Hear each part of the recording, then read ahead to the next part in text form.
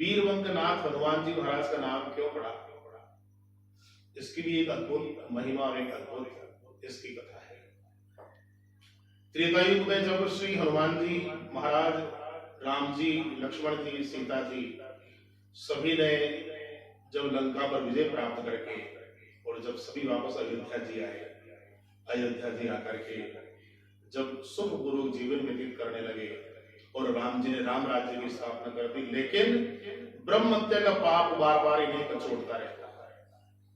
बार बार रात और दिन ब्रह्म हत्या के पाप का भय और पाप की चिंता इनको खाए रहती राम जी को। राम जी बहुत चिंतित हुए। उन्होंने इस ब्रह्म हत्या के पाप के निवारण के लिए नाना प्रकार के उपाय अपने गुरुदेव वशिष्ठ के द्वारा उन्होंने करवा लिए। कई सारे यज्ञ करवा लिए, जप करवा लिए, तप करवा लिए, साधनाएं करवा ली, सब कुछ करवा लिया, लेकिन ब्रह्म हत्या ने इनका पीछा नहीं छोड़ा। तो एक दिन राम जी ने अत्यंत चिंतित भाव से अपने गुरुदेव ने कहा कि हे गुरुदेव, कुछ ऐसा उपाय, कोई प्रभावशाली उपाय आप ऐसा कुछ करो, बताओ, जिससे कि हमें इस ब्रह्म हत्या से मुक्ति मिले। रात दिन मुझे ये ब्रह्म हत्या न दिन को चैन लेने देती है, न रात को सोने देती है। तो बड़े लंबे समय तक वशिष्ठ मुनि ने दीर्घ काल तक बड़ा ध्यान किया। ध्यान करके और उनके ध्यान अवस्था के अंदर एक ही चीज निकल करके आई इसके समाधान के रूप में। और फिर उन्होंने राम जी के पास में जाके निवेदन किया कि हे राम राजा, आप मानपुर, गोरखपुर क्षेत्र है, गोरखपुर का पूर्व नाम मानपुर था, आप मानपुर जाइए और वहां पर गुरु गोरखनाथ जी महाराज तपस्या में लीन है, उनकी शरण में जाइए, उनसे विधिवत रूप से दीक्षा लीजिए और वो जो आपको योग का मार्ग बताए उस मार्ग को आप ग्रहण कीजिए, क्योंकि उनके योग की जो ज्वाला है, जो अग्नि है, वही आप इस ब्रह्म हत्या के पाप को भस्मीभूत कर सकती है। इसके अलावा इस संसार में मैंने पूरी ध्यान अवस्था के अंदर समस्त ब्रह्मांड के अंदर देख लिया, कोई आपको इस ब्रह्म हत्या के पाप से कोई उपाय, कोई जब तक, कोई पूजा पाठ, कोई यज्ञ अनुष्ठान आपको मुक्त नहीं करा सकता। केवल गुरु गोरखनाथ द्वारा प्रदत्त जो महायोग ज्ञान की जो ज्वाला है, उसी से ही आपकी ब्रह्म हत्या का जो पाप है वो भस्मीभूत होगा।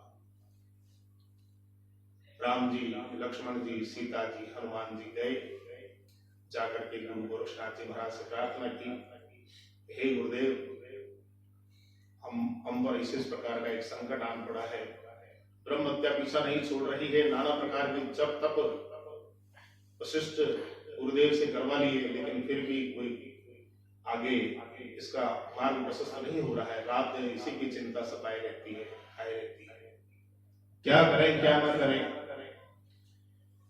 गुरु गोरखनाथ जी ने नाथ संप्रदाय की परंपरा के अनुसार इनको विधिवत दीक्षित किया और गुरु मंत्र दिया, योगोपदेश दिया और उस योग मार्ग की क्रिया के द्वारा ये तीनों के तीनों, चारों के चारों ब्रह्म हत्या के पाप से मुक्त हुए। तब जाकर के राम जी को सुख, चैन, शांति का अनुभव हुआ और तब नाथ संप्रदाय में यह उक्ति प्रचलित हुई कि रामानाथ्या लक्ष्मणनाथ्या नाथी सीता माई, रामानाथ्या लक्ष्मणनाथ्या नाथी सीता माई, और पकड़ बुझा हनुमत की नाथी जद फिरे नाथ जी के भाई। पकड़ बुझा हनुमत की नाथी जद फिरे नाथ जी के भाई, यानी राम को भी नाथ बनाया, सीता को भी नाथ बनाया, लक्ष्मण को भी नाथ बनाया। और हनुमान जी जब कुछ आनाकानी करने लगे तो हनुमान जी को भी भुजा पकड़ करके बिठा करके कहा कि महाराज आप फिर वंचित रह जाओगे, आ जाओ आप। तो हनुमान जी महाराज को भी उन्होंने नाथ बनाया और वीरवंकनाथ नाम दिया।